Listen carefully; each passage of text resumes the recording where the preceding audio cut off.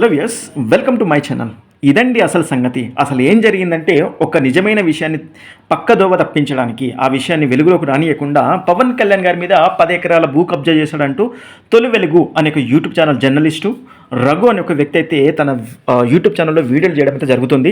అయితే అసలు ఏం జరిగిందిరా, పవన్ కళ్యాణ్ గారు చట్టబద్ధంగానే 10 ఎకరాల భూమి కొనుగోలు చేశాడు, దానికి సంబంధించిన పత్రాలు ఉన్నాయి, డాక్యుమెంట్స్ ఉన్నాయి, అదేవిధంగా ధరణిలో కూడా దానికి సంబంధించిన ఇన్ఫర్మేషన్ ఉంది, తెలంగాణ గవర్నమెంట్ రెవెన్యూ శాఖ దగ్గర కూడా ఇన్ఫర్మేషన్ ఉంది.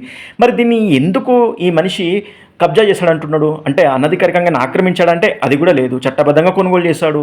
ఏ రైతుల దగ్గర కొనుగోలు చేశాడో ఆ రైతుల దగ్గర వివరాలు కూడా ఉన్నాయి. మరి ఈ మూర్ఖుడు ఒక అసలైన విషయాన్ని పక్కదోవ తప్పించడానికి ఒక మాజీ వైసీపీ ఎమ్మెల్యే తెలంగాణలో దాదాపు 1500 ఎకరాల భూమి కబ్జాను ప్రయత్నం చేస్తే అది ఫెయిల్ అయ్యి మొత్తానికైతే ఇప్పుడు పోలీస్ చేతిలో చిక్కాడు. పోలీసులు అయితే తన కోసం వెతుకుతున్నారు. ప్రస్తుతం అయితే ఈ వైసీపీ మాజీ ఎమ్మెల్యే పరారీలో ఉన్నాడు. ఇది అసలు విషయం. అసలు ఏం జరుగుతుందంటే గత 4 రోజుల నుంచి ఆంధ్రోలో ఇనుప బూటకాల కింద తెలంగాణలో ఉంటే ఒక రౌండ్ టేబుల్ సమావేశం కండక్ట్ చేస్తారు. దాంట్లో కూడా పవన్ కళ్యాణ్ గారు తిట్టడము, అదేవిధంగా నారా చంద్రబాబు నాయుడు గారిని తిట్టడం తప్ప వైఎస్ జగన్మోహన్ రెడ్డిని తిట్టిన ఒక్కనాదు లేడు. మరి వైఎస్ జగన్మోహన్ రెడ్డి ఆంధ్రోడు కాదా? అసలు ఆంధ్రప్రదేశ్ సంబంధించిన వ్యక్తి కదా? మరి ఒక్కరు కూడా వైఎస్ జగన్మోహన్ రెడ్డి గురించి ఎందుకు మాట్లాడలేదు?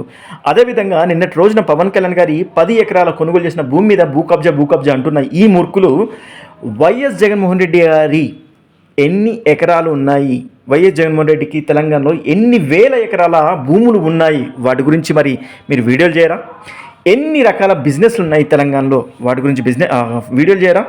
ఒక్కడు వైఎస్ జగన్మోహన్ రెడ్డి గురించి మాట్లాడట్లేదు. ఇప్పటివరకు పవన్ కళ్యాణ్ గారి గురించి ఆర్థికంగా ఏ పోలీస్ స్టేషన్లో కేసులు లేవు. మరి అదే వైఎస్ జగన్మోహన్ రెడ్డి మీద నంబర్ ఆఫ్ కేసెస్ ఉన్నాయి. మరి ఆ కేసెస్ ఉన్న వ్యక్తి కబ్జాలు చేస్తాడా, లేదంటే అధికారికంగా అదేవిధంగా చట్టబద్ధంగా భూమి కొనుగోలు చేసిన వారు అక్రమాలు చేస్తారా? తొలి వెలుగు రఘు బ్లాక్మెయిల్ రఘు, ఎవడో డబ్బులు ఇస్తే ఏదో చెప్పడానికి, ఏదో ఒక న్యూస్ని డైవర్ట్ చేయడానికి చూస్తున్నాం.